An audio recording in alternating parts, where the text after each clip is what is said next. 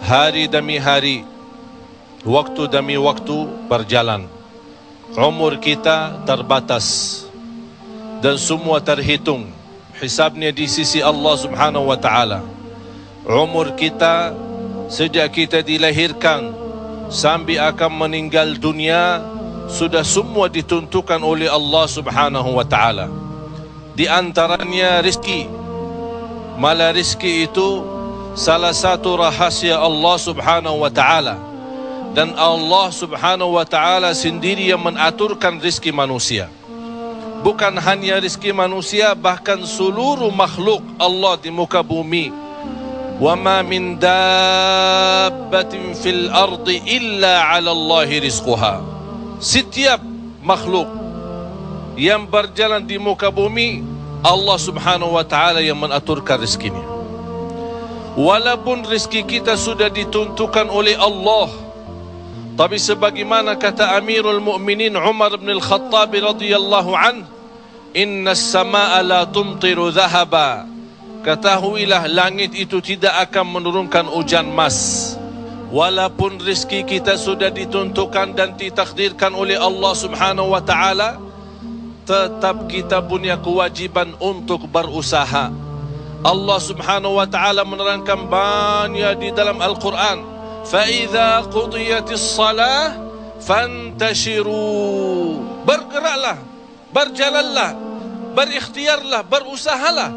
فَانْتَشِرُوا فِي الْأَرْضِ وَابْتَغُوا مِنْ فَضْلِ اللَّهِ. Carilah karunia Allah, anugerah Allah, rizki Allah. Orang mukmin yang percaya kepada Allah dan senantiasa dia berikhtiar dan berusaha, tetap memiliki keyakinan, menggantungkan hatinya kepada Allah Subhanahu wa taala. Itu yang namanya tawakkal qalbu. Bukan hanya tawakkal usaha, bukan hanya kita percaya kepada kemampuan diri kita atau kita percaya kepada kecerdasan kita, tapi tetap kita senantiasa memohon pertolongan Allah Subhanahu wa taala. Dan segala amalan itu tergantung niat. Innamal a'malu binniyat wa innama likulli imri'in ma nawa. Kita punya amal, tapi sebelum kita beramal, sebelum kita berusaha, sebelum kita berikhtiar, tolong Bapak Ibu jangan lupa nawaitu. Saat kita mencari nafkah dan rezeki, nawaitu dia untuk apa? Jadikan rezeki itu adalah jembatan yang membawa kita mendapatkan ridha Allah, jembatan membawa kita masuk surga Allah. Itulah nawaitu. Hal-hal kecil dengan nawaitu bisa menjadi besar di sisi Allah Subhanahu wa taala. Ada orang nawaitu dia mencari nafkah dan rezeki, begitu dia mendapatkan rezekinya, dia nawaitu untuk memenuhi hak-haknya, kewajibannya terhadap istrinya, kewajiban terhadap anaknya. Sampai Rasul bersabda, sampai seorang suami suapin istrinya diberikan pahala sedekah. Coba bayangkan, berarti nawaitu itu sangat berarti. Oleh karena itu Bapak Ibu jangan tinggalkan nawaitu. Di mana anda berada, apa urusannya, mau kemana, tolong dihadirkan nawaitu. Karena dengan niat, disitulah akan kita sama-sama mendapatkan petunjuk Allah Subhanahu wa ta'ala. Semoga senantiasa kita dalam ikhtiar dan usaha kita, selalu kita menambah keyakinan dan kepercayaan kita kepada Allah Subhanahu wa ta'ala. Hari ini kita berusaha berikhtiar, menghadapi sedikit kesulitan dan kesusahan, jangan kita berkata, kenapa Allah tidak melancarkan rizki dan usaha saya? Tapi harus bertanya kepada diri kita, apa salah saya? Apa kekurangan saya? Barangkali kalau kita muhasabah diri, oh ternyata hari ini saya merasa susah rizki karena ketiduran salat subuh tadi. Saya merasa malam ini tidak lancar karena saya lupa baca Al-Quran. Saya hari ini merasa tidak baik karena saya ketinggalan salat malam. Inilah muhasabah diri. Al-Imam Muhammad ibn Sirin pernah dia mencela orang, mencaci maki orang. Itu orang miskin. Orang itu tersinggung. Kata Imam Muhammad ibn Sirin, saya menunggu ucapan saya ini, menunggu akibahnya, menunggu balasannya 40 tahun. Coba bayangkan, hanya satu ucapan dia takutin, dia fikirkan, apalagi perbuatan. Bapak Ibu, berapa banyak perbuatan kita salah, berapa banyak kita melanggar aturan Allah, berapa kali kita menjauhkan diri dari perintah Allah, padahal kita semua hafal. Wa may yattaqillaha yaj'al lahu makhraja. Barang siapa yang takwa kepada Allah, akan Allah jaminkan diberikan jalan keluar dari segala kesusahan, dari segala kesempitan. Berarti kalau kita berdoa, kita berikhtiar, kita berusaha, tapi masih kita menghadapi kesusahan dan kesulitan, pasti ada sesuatu yang tertinggal. Salah satu amalan di samping ikhtiar dan usaha kita adalah zikrullah, terutama istighfar. Karena termasuk istighfar adalah salah satu kunci mendatangkan rezeki.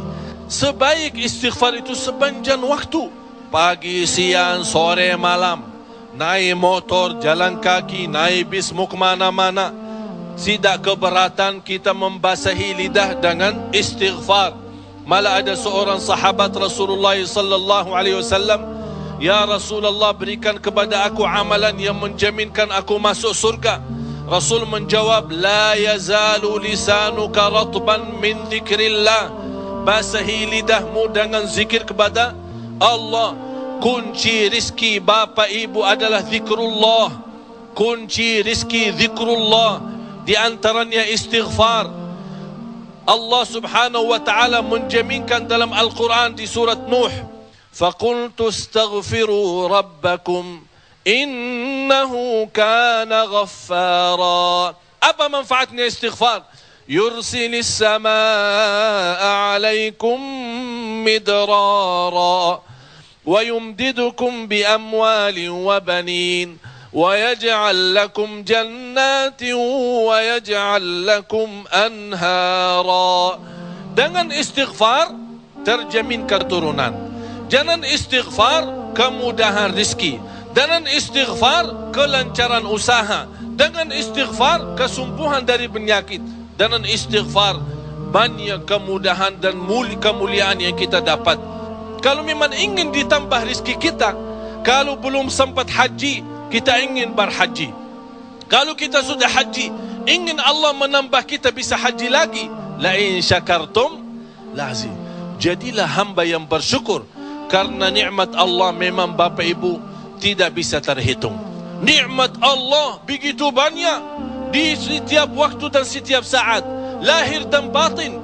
Wa in ta'uddu ni'matallahi la tuhsuha. Oleh karena itu, jangan anda menjadi orang-orang yang mengkufri nikmat, tapi jadilah senantiasa mensyukuri nikmat. InsyaAllah dengan syukuri nikmat dan sabar menghadapi ujian dan cobaan, kita bisa menjadi hamba yang diridai Allah. Kalau Allah sudah ridha kepada kita, InsyaAllah segala amal ibadah kita akan diterima, dan segala usaha dan ikhtiar kita akan dipermudahkan oleh Allah subhanahu wa ta'ala. Bapak Ibu, yang terakhir, tidak boleh kita lupa doa. Rasul kita sallallahu alaihi wasallam selalu berdoa kepada Allah subhanahu wa ta'ala. Padahal dia Rasul, terjamin pertolongan Allah. Senjata orang mukmin adalah doa, dan pintu langit bisa dibuka dengan doa, dan doa itu kapan saja dan bisa sampai kepada Allah tanpa waktu dan tanpa batas. Selama kita masih berdoa kepada Allah, selama masih kita memohon kepada Allah, Allah akan senantiasa mendengar doa kita.